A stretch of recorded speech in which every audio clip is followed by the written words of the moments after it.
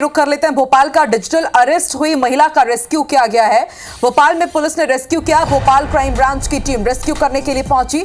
Digital arrest कर महिला से 10 लाख रुपए ठग लिए गए। भोपाल में डिजिटल अरेस्ट के मामले तेजी से बढ़ रहे हैं और अब एक महिला को डिजिटल अरेस्ट करके उससे 10 लाख रुपए ठग लिए गए हैं। लगातार न सिर्फ मध्य प्रदेश बल्कि छत्तीसगढ़ पूरे देश भर में डिजिटल अरेस्ट के मामले बढ़ते जा रहे हैं। प्रधानमंत्री नरेंद्र मोदी भी सबको जागरूक कर चुके हैं कि कहीं भी डिजिटल अरेस्ट जैसा कोई भी प्रावधान नहीं है, लेकिन उसके बाद भी आप सोचिए कि जो डिजिटल ठग है कितने शातिर हैं कि ये लोगों को बहलाते हैं, फुसलाते हैं, धमकाते हैं और फिर जो गाढ़ी कमाई है लोगों की वो ठग ले रहे हैं। महिला से 10 लाख रुपए की ठगी हुई है। डिजिटल अरेस्ट क्या है वो भी हम आपको ग्राफिक्स के जरिए बता रहे हैं। डिजिटल अरेस्ट कर महिला से 10 लाख रुपए ठग लिए गए हैं और उसके बाद साइबर सेल को सूचना दी गई, पुलिस की टीम पहुंची और फिर महिला का रेस्क्यू किया गया। तो डिजिटल अरेस्ट आखिर क्या है वो भी हम आपको बता रहे हैं। इन दिनों डिजिटल अरेस्ट के मामले तेजी से बढ़ रहे हैं। न सिर्फ भोपाल बल्कि इंदौर में ही हमने आपको बताया था कि 3 महीने में 650 से ज्यादा मामले सामने आ चुके हैं और अब नया मामला भोपाल में सामने आया। भोपाल में भी तेजी से डिजिटल अरेस्ट के मामले बढ़ रहे हैं। विवेक पटैया हमारे साथ जुड़ चुके हैं। विवेक, महिला से 10 लाख रुपए ठग लिए गए, फिर से डिजिटल अरेस्ट के मामले तेजी से बढ़ रहे हैं भोपाल में। किस तरह से महिला इनके निशाने में आई, कैसे शिकार बनाया गया और कब तक आरोपी गिरफ्त में होंगे, क्योंकि ये बहुत बड़ा टास्क हो चुका है साइबर सेल के सामने भी कि महिलाओं को रेस्क्यू तो कर लिया जाता है इस तरह के मामलों में, लेकिन जो ठग है उन्हें नहीं पकड़ा जा सकता। देखिए, डिजिटल अरेस्ट के लगातार मामले सामने आ रहे हैं और सबसे बड़ी बात यह है कि सतर्कता के कारण पिछले दिन हमने देखा कि भोपाल में एक और रेस्क्यू जो है भोपाल क्राइम ब्रांच ने किया था। डिजिटल अरेस्ट में अपराधियों को तत्काल जो है बात करके और बंधक जो व्यक्ति था उसको बचाया था। और ये दूसरा मामला है भोपाल में। भोपाल के अवधपुरी थाना क्षेत्र में जो है एक महिला को जो है ठगों ने डिजिटल अरेस्ट किया था। उसमें जो है क्राइम ब्रांच के अधिकारी कर्मी जो है पहुंचे, क्राइम ब्रांच की टीम पहुंची और उन्होंने डिजिटल अरेस्ट की शिकार महिला हो रही थी उनको तत्काल जो है इससे मुक्त कराया। यहाँ तक कि जो क्राइम ब्रांच के अधिकारी हैं, जो पुलिसकर्मी हैं, उन्होंने जो है जो ठग है उनसे फोन पर बातचीत भी की है और समय रहते सतर्कता के साथ ये जो ठगी की शिकार हो रही महिला को जो है डिजिटल अरेस्ट हो। विवेक, कितने वक्त के लिए डिजिटल अरेस्ट करके रखा गया महिला को? देखिए, फिलहाल जो है पूरे मामले में पुलिस अधिकारी जो है बातचीत करके बता रहे हैं कि आखिर कब से ये महिला को जो है इन अपराधियों के द्वारा चंगुल में रखा गया था, कब से जो उनको डिजिटल अरेस्ट किया गया था। ये पूरी जानकारी थोड़ी देर में जो है क्राइम ब्रांच देगी, लेकिन ये बहुत बड़ी बात है कि क्राइम ब्रांच ने तत्परता दिखाते हुए महिला का तत्काल रेस्क्यू किया। यहाँ तक कि ठगों से बात की। और एक अपडेट देते कि कल ही वो जो है क्राइम ब्रांच ने जो पिछले दिनों डिजिटल अरेस्ट का मामला आया था उसमें कुछ आरोपियों की गिरफ्तारी यूपी से की है, उत्तर प्रदेश से की है और बड़ी तत्परता के साथ ये गिरफ्तारी की है। लेकिन ठगों में जो है लगातार इस तरह की जो है वारदात करने को लेकर ठग जो है लगातार कर रहे हैं। किसी प्रकार का भय उनके ऊपर नहीं है, लेकिन एक चुनौती बनते जा रहा है साइबर अपराध और ये डिजिटल अरेस्ट की जो ठगी है एक तरह से जो है पुलिस के लिए चुनौती बनते जा रही है। जी, शुक्रिया पूरी जानकारी के लिए विवेक। तो देखिए, डिजिटल अरेस्ट महिला का रेस्क्यू कर लिया गया। जैसे कि हमारे संवाददाता विवेक भी बता रहे थे कि अभी पुलिस मामले की पूरी जांच कर रही है और उसके बाद ही खुलासा हो पाएगा कि कितने लंबे वक्त के लिए महिला को डिजिटल अरेस्ट करके रखा गया था।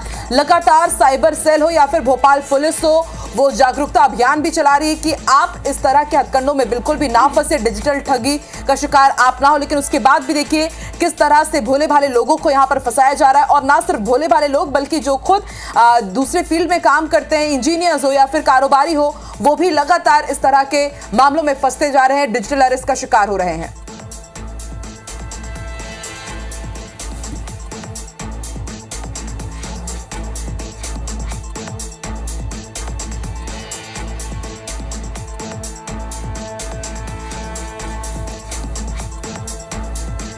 तो देखिए, क्राइम ब्रांच की टीम ने सफल रेस्क्यू किया एक महिला का जो डिजिटल अरेस्ट हुई थी और इसके साथ ही हम आपको बता रहे हैं कि डिजिटल अरेस्ट से आपको कैसे बचना है, क्योंकि बहुत ज्यादा जरूरी हो जाता है। डिजिटल अरेस्ट के मामले लगातार बढ़ रहे हैं।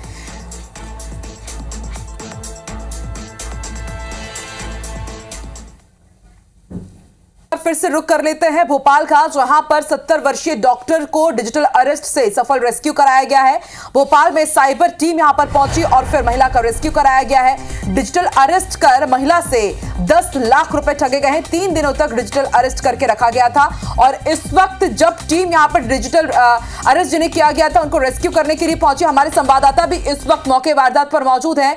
विवेक पटैया हमारे साथ लाइव जुड़े हुए हैं। विवेक, बताइए पूरी जानकारी, उनसे पूछिए कि आखिर वो कैसे इनके शिकार में फंसी और क्या कुछ हुआ था इनके साथ। चलिए ठीक है, फिलहाल हमारा संपर्क नहीं हो पा रहा है विवेक पटैया से। और देखिए 3 दिन से जालसाज ने डिजिटल अरेस्ट उन्हीं के घर में एक कमरे में करके रखा हुआ था। इस दौरान उन्हें डराया गया, धमकाया गया और 10 लाख रुपए की राशि बैंक में ट्रांसफर करा ली गई। ठगों ने अपने अकाउंट में ट्रांसफर की और उसके बाद पुलिस को सूचना मिली। 3 दिन बाद पुलिस यहां पर पहुंची और फिर उन्हें यहां पर डिजिटल अरेस्ट से रेस्क्यू कराया गया है।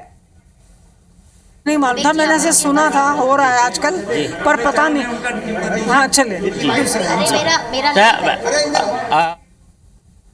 छोटा सा मेरा क्या कैसे आपने रेस्क्यू किया, कैसे आपके पास जानकारी आई? देखिए हमारे सीनियर ऑफिसर्स का हमारे सीपी सर का एक पॉइंट था हमारे पास, क्योंकि ये जो मैडम के हस्बैंड हैं वो सीधे सीपी सर के पास पहुंचे थे। वहाँ से तत्काल ऐसी जानकारी मिली जिसको फिर बाद में अवधपुरी थाने की टीम के साथ में मैं यहाँ पे आया और देखा तो मैडम लगातार अभी भी उसी जो नंबर फेक नंबर जिनसे कॉल आ रहे थे उस पर मैडम लगातार इंगेज थी। तो वो लगा और भी इंफॉर्मेशन इनसे और जानना चाह रहे थे कि उन्होंने जिस खाते में इन्होंने अपना जो और भी फंड्स रख रखे थे उससे वो चाह रहे थे कि किस तरीके से और भी पैसे इनसे, क्योंकि मैडम 10 लाख रुपए तो कल ट्रांसफ़र करी चुकी थी, यानी एफटी बैंक में जाके किए उन्होंने बैंक पैसे ट्रांसफ़र किए हैं। तो उसके बाद में मेरे द्वारा इंटरवीन किया गया, उनसे बात की गई। तो शुरुआत में वो अपने आप को तो पुलिस बता रहे थे, लेकिन बाद में उन्हें पता चला कि उनका सामना असली पुलिस से हुआ है, तो उन्होंने फिर फ़ोन डिस्कनेक्ट वगैरह कर दिया उन्होंने। जी, तो ये इस तरह से आपने दूसरा रेस्क्यू किया है भोपाल में डिजिटल अरेस्ट का।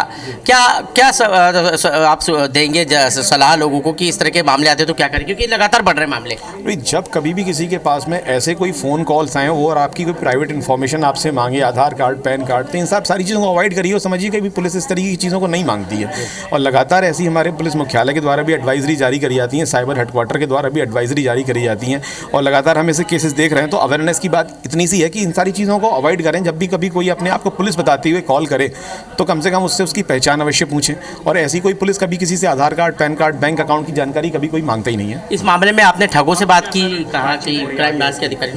जी, वो अपने आप को सीबीआई के अधिकारी और मुंबई पुलिस के बता रहे थे। कभी कोई अपने को मुंबई पुलिस का बताता था, कभी कोई अपने आप को सीबीआई का बता रहा था। बट जैसा कि आपको पता ही है फेक हैं, तो चूंकि उन्हें थोड़ी देर बाद उन्हें भी एहसास हो गया कि वो पुलिस से ही बात कर रहे हैं, तो जिसके बाद उन्होंने डिस्कनेक्ट कर दिया। अच्छा, 10 लाख रुपए मैडम ने ट्रांसफर कर दिए हैं, अब क्या होगा इस पूरे मामले? देखिए अभी हम प्रयास करेंगे कि शायद अगर चूंकि NEFT किया हुआ है तो अभी हम जो हमारा पोर्टल होता है CFIs पोर्टल होता है उसमें हमने पोर्टल में डाला हुआ डिटेल्स, अगर रुकने का संभव हो सका तो रुकवाने का प्रयास करेंगे, अदरवाइज अगर बैंक अकाउंट में पैसा होगा तो रिफंड कराएंगे और अगर विड्रॉ कर लिया गया होगा तो फिर आगे की प्रोसेस। मैडम ने ट्रांसफर किया है ये पैसा? ये कल की बात है, कल की। अच्छा सर, अभी आप लोगों ने कुछ गिरफ्तारी भी की थी भोपाल के एक मामले में, यूपी से गिरफ्तारी हुई है डिजिटल अरेस्ट के अपराधियों की। इस तरह नहीं, लेकिन इन अपराधियों को कब तक गिरफ्तार करेंगे क्या? जी अभी तो FIR रजिस्ट्रेशन कर ले, मैं वहीं क्राइम लेके जा रहा हूँ। अच्छा, पिछले दिनों एक और प्रधानमंत्री जी ने भी अपील की थी मन की बात में कि डिजिटल अरेस्ट जैसी कोई चीज़ नहीं होती है, लोगों को सतर्क रहने की जरूरत है। जी वो बिल्कुल सही बात है। मैं लगातार आपसे वैसी बात कर रहा हूँ कि डिजिटल अरेस्ट को लेकर तमाम तरह की एडवाइजरीज जारी की जाती है, मीडिया में भी और हमारे पुलिस मुख्यालय द्वारा भी और तमाम तरह की। लेकिन अब लोगों को भरोसा विश्वास उन चीज़ों पे होना चाहिए। मैं जैसा पहले बता रहा हूँ कि ऐसे अगर खबर कोई पुलिस अपने आप को बताते हुए कोई आपसे आपकी पर्सनल इन्फॉर्मेशन जानकारी मांग रहा है तो समझ लीजिए वो फेक है। ना भी कभी कोई पुलिस ना तो आपसे आधार कार्ड, पैन कार्ड, आपके बैंक अकाउंट की जानकारी कोई नहीं मांगता। तो प्लीज़ इन तरह चीज़ों से अगर ऐसा कभी दोबारा कभी कॉल आए तो अवॉइड करें इन चीज़ों को। जी, हमारे साथ जो डिजिटल अरेस्ट हुई थी मैडम, उनके पतिदेव भी है डॉक्टर साहब, उनसे भी बातचीत कर लेते हैं। CP के पास गए और CP ने जो है ACP को यहाँ भेजा, तो उनसे भी जो है वो हार्ड टॉक कर रहा था। उसके बाद जो है अपना फ़ोन इसका विड्रॉ कर लिया। जी, हमारा फ़ोन रिलीज़ कर दिया। सर कितने आपने यहाँ पर जो है वो उनको रकम डाली और कितना? नहीं, मैंने रकम नहीं डाली, मुझे तो पता चला तो हम पुलिस सीधे गए। वाइफ को कल धमका करके जो है 10,50,000 बता रहे हैं कि नेफ्ट कर दो। नेफ्ट कर दो। और पुलिस ने सर क्या फिर कार्रवाई की? पुलिस ने जो है हमारा फ़ोन रिलीज़ कराया, क्योंकि वो उसको अटैच किए हुए था अपने मशीन से और जो है वो कोई फ़ोन नहीं हो पा रहा था हमारे फ़ोन में। ये है सर कैसे आपको पता चला ये अरेस्ट के बारे में? हमको इस तरह पता चला कि जो है 2 दिन बाद जब वाइफ ने बताया तो लोकल पुलिस का कहीं इन्वॉल्वमेंट ही नहीं है और सब ऑनलाइन ही जो है वो बात कर रहा है। तो हमने कहा ये कुछ गड़बड़ है, इसलिए हम कमिश्नर पुलिस के पास गए। अच्छा। तब उन्होंने एसी को भी भेजा तो उनसे भी वो हार्ट टॉक कर रहा था और उज्जवल बातें कर रहा था, लेकिन अपनी फ़ोटो नहीं दिखा रहा था वो। तो उन्होंने कहा अच्छा मैं अभी तुमको बताता हूँ।